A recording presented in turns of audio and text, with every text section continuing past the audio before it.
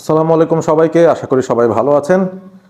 বাংলাদেশ তো টি-20 বিশ্বকাপ খেলছে না, সুতরাং বাংলাদেশের এই পুরো বছর 2026-এ যে সকল ম্যাচ রয়েছে তার মধ্যে থেকে আপনি টি-20 বিশ্বকাপের ম্যাচগুলোকে বাদ দিয়ে দিতে পারেন, এবং সেই ম্যাচগুলো যদি বাদও দেন তারপরও কিন্তু আইসিসির যেই এফটিপি রয়েছে সেই এফটিপি অনুযায়ী 2026-এ বাংলাদেশের একেবারেই জ্যাম প্যাকড একটা ফিক্সচার লিস্ট রয়েছে। এবং সেই ফিক্সচার লিস্টটা নিয়েই আসলে আলোচনা করতে চাই, কারণ এই যে এফটিপিটা আইসিসি তৈরি করে দিয়েছিল এটা 2022-এ একটা খসড়া তৈরি করা হয়, এবং তারপর 2026-এর একেবারে জানুয়ারির শুরুর দিকে কিন্তু বিসিবি তাদের হোম সিরিজগুলো অন্তত কনফার্ম করেছিল মিডিয়ার কাছে, এবং সেখানে তারা জানিয়েছিল যে বেশ কিছু হোম সিরিজ বাংলাদেশের আছে, সেই সাথে কিছু অ্যাওয়ে সিরিজ আছে, সব কিছু মিলিয়ে 43টা ম্যাচ বাংলাদেশ এই বছর খেলবে, এবং প্রায় প্রত্যেকটা মাসেই কিন্তু বাংলাদেশের কোনো না কোনো ন্যাশনাল টিমের অ্যাসাইনমেন্ট থাকবে।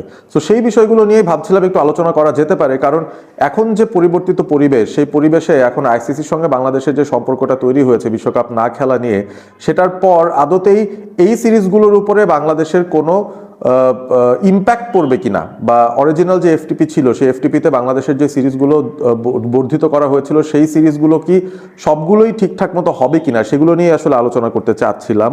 এবং আপনারা স্ক্রিনের মধ্যেই দেখতে পাচ্ছেন এই মুহূর্তে যে ওভারঅল যে এফটিপিটা রয়েছে বাংলাদেশের এবছরের যে ব্যাপারটা বলছিলাম যে 43টা ম্যাচ রয়েছে, সেটা শুরু হওয়ার কথা মার্চে পাকিস্তানের সাথে 3 ম্যাচের একটা ওডিআই সিরিজ, এবং মার্চের 9 তারিখেই বা 8 তারিখে ইনফ্যাক্ট টি-20 বিশ্বকাপের ফাইনালটা অনুষ্ঠিত হবে। তারপর মার্চের 12 তারিখেই পাকিস্তানের বাংলাদেশের সঙ্গে 3 ম্যাচের একটা ওডিআই সিরিজ খেলার কথা, এবং এই সিরিজটা খেলার পর এপ্রিল মাসে নিউজিল্যান্ড এবং বাংলাদেশ একে অপরের বিরুদ্ধে খেলবে 3টা ওডিআই এবং 3টা টি-20 ইন্টারন্যাশনাল ম্যাচ। তো এইটাও আবার হোম সিরিজ হবে, বাংলাদেশের মাটিতেই হবে। আর তারপরের মাস অর্থাৎ মে মাস, সেখানে আবার পাকিস্তান ফিরছে বাংলাদেশে 2টো টেস্ট ম্যাচ খেলার জন্য, এবং এই 2টো টেস্ট ম্যাচ হবে ওই টেস্ট চ্যাম্পিয়নশিপের অন্তর্ভুক্ত 2টো টেস্ট ম্যাচ। তারপর জুন মাসে অস্ট্রেলিয়ার আসার কথা। শেষ অস্ট্রেলিয়া 2021 সালে বাংলাদেশে এসেছিল, এবং সেখানে 5 ম্যাচের একটা টি-20 সিরিজ তারা খেলে গিয়েছিল, এবং সেটার পর আরও 5 বছর পেরিয়ে যাওয়ার পর অস্ট্রেলিয়া জুন মাসে আসবে। 3টা ওডিআই এবং 3টা টি-20 ম্যাচের সিরিজ তারা খেলবে বাংলাদেশের সঙ্গে, এবং সেখানেও বোঝাই যাচ্ছে যে আসলে ওডিআইকে এই প্রাধান্য দেওয়া হচ্ছে এই বছরটায়, কারণ আগামী বছর ওডিআই বিশ্বকাপটা অনুষ্ঠিত হবে, সুতরাং সেটার জন্যই আসলে প্রস্তুতিটা সব দল নিতে চাইছে, তারা সেইভাবে করে হয়তো তাদের প্রিপারেশনগুলো নেবে। জুলাই মাসে বাংলাদেশ জিম্বাবুয়েতে যাওয়ার কথা, সেখানে 5 ম্যাচের একটা ওডিআই সিরিজ খেলবে, সেই সাথে 2টো টেস্ট ম্যাচ খেলবে। তারপর অগস্টে আয়ারল্যান্ডের যাওয়ার কথা বাংলাদেশের, যেখানে 3টা ওডিআই এবং 3টা টি-20 ম্যাচের সিরিজ বাংলাদেশ তাদের সঙ্গে খেলবে, অর্থাৎ ওই জুলাই আগস্ট মাসটায় বাংলাদেশ অ্যাওয়ে সফরে যাবে। তারপর সেপ্টেম্বরে সবচাইতে ইম্পর্টেন্ট যে সিরিজটা, সবচাইতে কি বলে, যেটা নিয়ে সবাই আসলে এক্সাইটেড বা সবচাইতে হাইলাইটেড যে সিরিজটা, সেটা হচ্ছে ইন্ডিয়ার সঙ্গে সিরিজ। সেখানে 3টা ওডিআই এবং 3টা টি-20 ম্যাচ খেলার কথা, এবং সেই জায়গাটায় আসলে ইন্ডিয়া গত বছরই এই ম্যাচগুলো খেলার কথা ছিল, সেটা তারা এবছর শিফট করে এনেছিল। বিসিবি সেটা জানুয়ারির 2 তারিখে অ্যানাউন্সও করেছিল। তবে এখন যে পরিবর্তিত পরিবেশ রয়েছে সেই পরিবেশ অনুযায়ী ইন্ডিয়া আদতেই তারা কি আসবে কিনা বাংলাদেশে খেলতে, সেটাও কিন্তু একটা প্রশ্নের মুখে পড়ে যায়। যাই হোক, সেই সিরিজটা আপাতত মুহূর্তে এফটিপিতে কিন্তু স্লট ইন করা আছে। সেপ্টেম্বরের পর অক্টোবর, সেখানে ওয়েস্ট ইন্ডিজ বাংলাদেশে আসবে 2টো টেস্ট ম্যাচ খেলার জন্য, এবং সেই 2টো টেস্ট ম্যাচও হবে টেস্ট চ্যাম্পিয়নশিপের অন্তর্ভুক্ত। নভেম্বর মাসে বাংলাদেশের সাউথ আফ্রিকা যাওয়ার কথা, যেখানে তারা টেস্ট চ্যাম্পিয়নশিপের 2টো টেস্ট এবং সেই সাথে 3টা ওডিআই ম্যাচ খেলবে। সো ওভারঅল আপনি দেখেন যে পুরো মার্চ থেকে ডিসেম্বর পর্যন্ত কোনো মাসেই কিন্তু বাংলাদেশের ন্যাশনাল টিমের কোনো গ্যাপ নেই। বাংলাদেশ প্রত্যেক মাসেই কোনো না কোনো ধরনের সিরিজ খেলবে, সব মিলিয়ে 23টা ওডিআই তারা খেলবে, 8টা টেস্ট এবং 12টা টি-20 খেলার যেই ফিক্সচার লিস্টটা সেটা কিন্তু তৈরি করা আছে বাংলাদেশের জন্য। তো এখন ওভারঅল আপনি দেখেন যে এই সিচুয়েশনটার মধ্যে বাংলাদেশ প্রত্যেক মাসে যেহেতু তাদের কোনো না কোনো সিরিজ রয়েছে, 3 দলের প্রস্তুতি 3 ধরনের থাকা প্রয়োজন, ওডিআই টিম, টেস্ট টিম এবং টি-20 টিম। 3 দলের তো 3 জন ক্যাপ্টেন আমরা জানি আলাদা করে রয়েছে, এবং এই ব্যাপারগুলো নিয়ে আসলে আমার মনে হয় বাংলাদেশ ক্রিকেট বোর্ডের ওই প্রস্তুতিটা নেওয়ার দরকার, প্লেয়ারদেরও সেভাবে প্রস্তুতি নেওয়া দরকার। এবং আমরা আসলে ওই ওডিআই বিশ্বকাপের যেই জায়গাটা রয়েছে সেখানে সরাসরি খেলতে হলে আমাদের কিন্তু র্যাঙ্কিংয়ে উন্নতি করতে হবে, টপ 8-এ ঢুকতে হবে সরাসরি খেলার যদি আমরা সুযোগ চাই। সুতরাং যে 23টা ওডিআই রয়েছে সেই 23টা ওডিআইতেও কিন্তু বেশ কিছু পয়েন্টস অ্যাড করা আছে, সেই পয়েন্টসগুলো আমাদের তুলে নিতে হবে।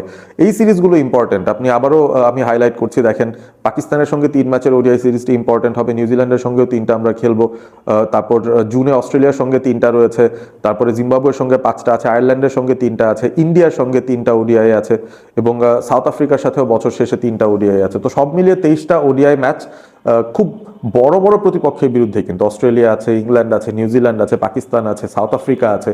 সো টপ টায়ার যেই দলগুলো রয়েছে তাদের সঙ্গে কিন্তু খেলা। সাধারণত আমরা যে শ্রীলঙ্কা, ওয়েস্ট ইন্ডিজের সঙ্গেই সারাক্ষণ খেলতে থাকি, ব্যাপারটা কিন্তু ওরকম নয়। এই বছরটা বাংলাদেশের জন্য অন্তত বড় বড় টিমগুলোর এগেনস্টে খেলার বিশাল বড় একটা অপরচুনিটি, এবং ঘরের মাটিতেও এতগুলো সিরিজ যেহেতু রয়েছে, আমার কাছে মনে হয় যে এই সিরিজগুলোকে খুবই খুবই গুরুত্ব দিয়ে দেখা দরকার।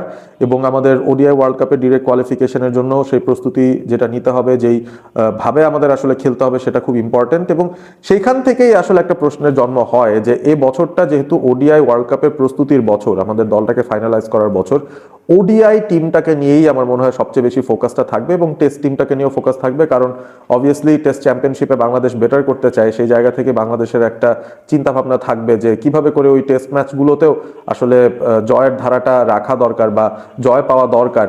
সো হোম যেই টেস্টগুলো রয়েছে সেগুলো খুব ইম্পর্টেন্ট হবে, পাকিস্তানের সাথে 2টো এবং ওয়েস্ট ইন্ডিজের সাথে 2টো, এই 4টা টেস্ট আমার মনে হয় বাংলাদেশের জন্য খুবই খুবই ইম্পর্টেন্ট হতে চলেছে।